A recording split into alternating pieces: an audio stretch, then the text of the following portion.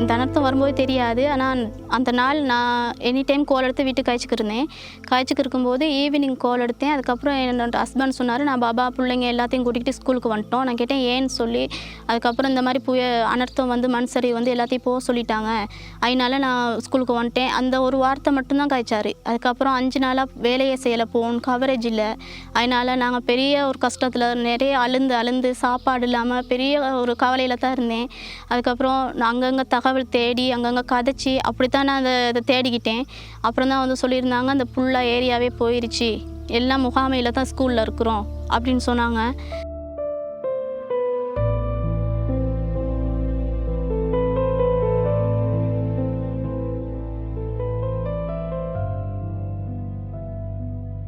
பெரிய ஒரு ஆசையோடு வந்தேன். பிள்ளைங்களோட சந்தோஷமாக இருக்கணும், நல்லா சமைச்சு சாப்பிட்டு நிம்மதியாக இருக்கணும்ன்ட்டு வந்தேன். ஆனால் இப்போ நாங்கள் மடுவத்தில் இருக்கிறதுனால எங்களுக்கு சமைச்சு சாப்பிட்றதுக்கு கூட ஒரு வசதி இல்லை. வெளியில் ஒரு 3 கல் போட்டு அதுக்கு ஒரு கூரை கூட இல்லை. வெயில் காலத்துக்கு மட்டும்தான் சமைக்க இயலும், மழை காலத்துக்கு சமைக்க இயலாது. அந்த 3 கல்லை வச்சு தான் நாங்கள் சமைக்கணும். சமைச்சு எடுத்து அப்படி தான் நாங்கள் சாப்பிடணும். 3 வேளைக்கு ஒரு வேளை அப்படி தான் சமைக்க முடியும். மற்றது அந்த மழை பெஞ்சா அதெல்லாம் சமைக்க முடியாது. மழை பெஞ்சிட்டா அது ஒழுகும், கூரையும் இல்லையே, அதனால சமைக்க முடியாது ஒன்றும். நேற்றெல்லாம் நாங்கள் சாப்பாடும் இல்லாமல் கடைகளில் தான் வாங்கி சாப்பிட்டோம். எங்கள் கூட காசு இருந்தாலும் என் ஹஸ்பண்ட் வேலைக்கு போயிட்டு வந்து அந்த காசை வச்சு கூட எங்களுக்கு ஒரு நிம்மதியாக சாப்பாடு சாப்பிட இயலாது. அந்த எதுவும் விரும்பினதை எங்கள் பிள்ளைங்களுக்கு விரும்பின சாப்பாடை ஒரு மாமிசமோ ஒரு இறைச்சி மீனும் வாங்கிட்டு வந்து சமைச்சு சாப்பிட்றதுனாலும் அந்த மடுவத்தில் நிறைய பிள்ளைங்க இருக்குது, நிறைய ஆட்கள் இருக்காங்க. இனி அவங்கள வச்சுக்கிட்டு எங்களுக்கு சாப்பிட இயலாது, நிம்மதியாக இருக்க முடியாது.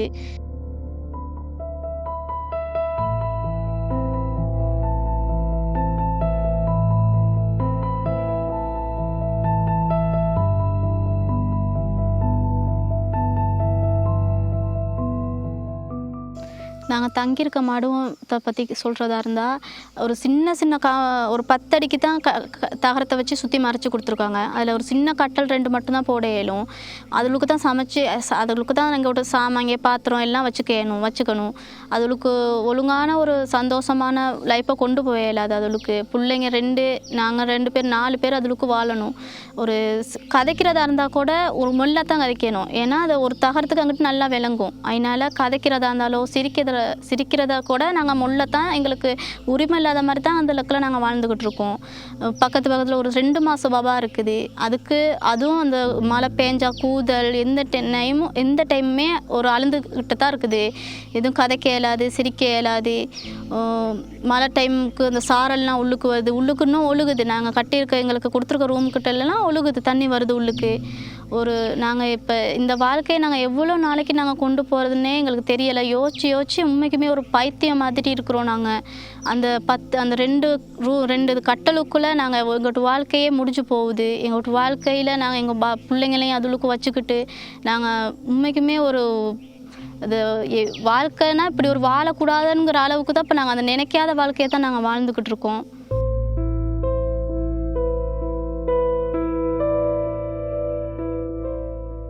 எங்கள் பிள்ளைங்களோட கல்வி பெரிய பாதிப்பில் இருக்குது. நிறைய பிள்ளைங்க இருக்குது அந்த மடுவத்தில். அந்த பிள்ளைங்களோட கல்வியெல்லாம் நிறைய பாதிக்குது. ஏன்னா ஸ்கூல்கிட்ட வந்து கொஞ்சம் அந்திக்கு கொஞ்சம் படித்து கொடுக்குறதுனாலும் இயலாது. ஏன்னா அங்கிட்டு சத்தம் போடுவாங்க, இங்கிட்டு சத்தம் போடுவாங்க, நிறைய டிஸ்டர்பன்ஸாக இருக்குது. ஒரு பிள்ளைங்களுக்கு எதுவும் சொல்லிக் கொடுக்க முடியாது, அதுகளுக்கும் தன்னால் படிக்க முடியாது. நிறைய கல்விக்கு பாதிப்பு நடக்குது. அது உள்ளுக்கு நம்ம எதுவும் சொல்லவும் இயலாது, அடுத்தவங்கள எதுவும் பேசவும் இயலாது. சத்தம் போடாதீங்க அது இதுன்னு, ஏன்னா சண்டைக்கு வருவாங்க. அதனால அந்த சின்ன ரூமுக்குள்ளே எங்களோட பிள்ளைங்களோட எதிர்காலம் தான் ரொம்பவே பாதிக்குது. கல்வி நிறைய பாதிக்குது. எங்களுக்கு இப்போ எஸ்டேட்லேருந்து தான் தண்ணி கொடுத்துருக்காங்க. அந்த தண்ணியுமே ஒரு நாளைக்கு ஒரு தடவை தான் திறப்பாங்க தண்ணி. அந்த தண்ணியில் தான் நாங்கள் சமைக்கிறதுக்கு மட்டும்தான் அதை யூஸ் பண்ணிக்கணும். எங்களுக்கு குளிக்கிறதுக்கு வசதி இல்லை. நாங்கள் குளிக்கிறதா இருந்தால் வேற ஒரு இடத்துக்கு தான் போகணும். சின்ன பிள்ளைங்க நைட்டுக்கு பாத்ரூம் போகிறது, நாங்கள் இருக்க இடத்துலேருந்து கொஞ்சம் தூரத்துக்கு தான் போகணும் பாத்ரூம். நைட்டுக்கெல்லாம் போகிறதுக்கு பெரிய ஒரு கஷ்டம். லைட் இல்லை வெளியில், ஒரு ஆள் துணைக்கு கூட்டிக்கிட்டு தான் நாங்கள் போகணும். மற்றது இந்த ஏஜெண்டான பிள்ளைங்க இருக்கிறாங்க, அவங்க ட்ரெஸ்ஸு மாற்றிக்க யூஸ் பண்ணுறதுக்கு பெரிய கரைச்சை. தண்ணி இல்லை எங்களுக்கு. தண்ணி தான் ரொம்ப பெரிய ஒரு பாதிப்பு எங்களுக்கு. தண்ணி ஏன்னா ஒரு நாளைக்கு ஒரு தடவை தான் தண்ணி திறக்குறாங்க.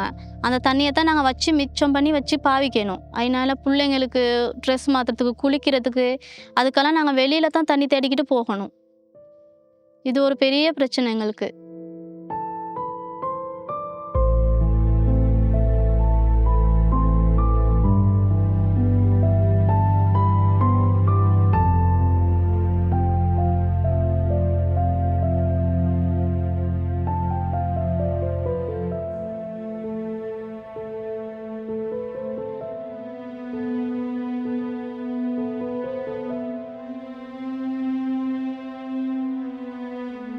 லயத்து வீட்டில் தான் வாழ்ந்துக்கிட்டு வந்தேன்.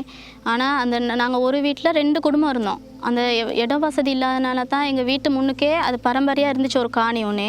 அதில் ஒரு சின்ன ஒரு காம்பராவன் அடிச்சுக்கிட்டு தான் நாங்கள் இருந்தோம் 2 பிள்ளைகளை வச்சுக்கிட்டு. இடம் பத்தாதனால 2 நாட்டுக்கு நான் வெளிநாடு போயிட்டு 2 நாட்டுக்கு போயிட்டு உழைச்சி என் ஹஸ்பண்டு தான் வீடு கொஞ்சம் கொஞ்சமாக கட்டினார். கட்டி முடியக்குள்ளே இந்த மாதிரி திவ்வா புயல் வந்து பாதிப்பாயிருச்சு.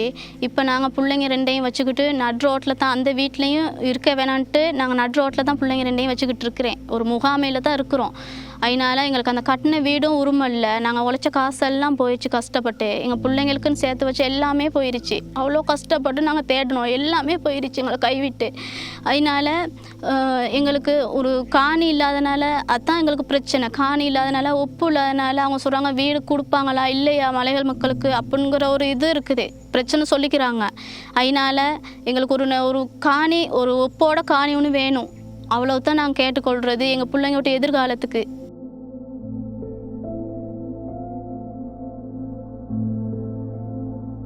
இப்போ நாங்கள் கட்டின வீட்டுக்கு ஒரு பதிலும் இல்லை.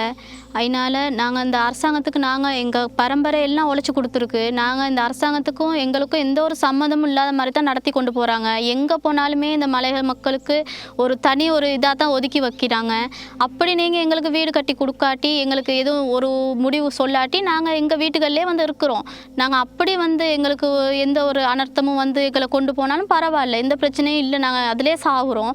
எங்களுக்கு வீடு கட்டி கொடுக்காட்டி எங்களுக்கு நாங்கள் கட்டின வீடுகள்லேயே நாங்கள் வந்து இருக்கிறோம்.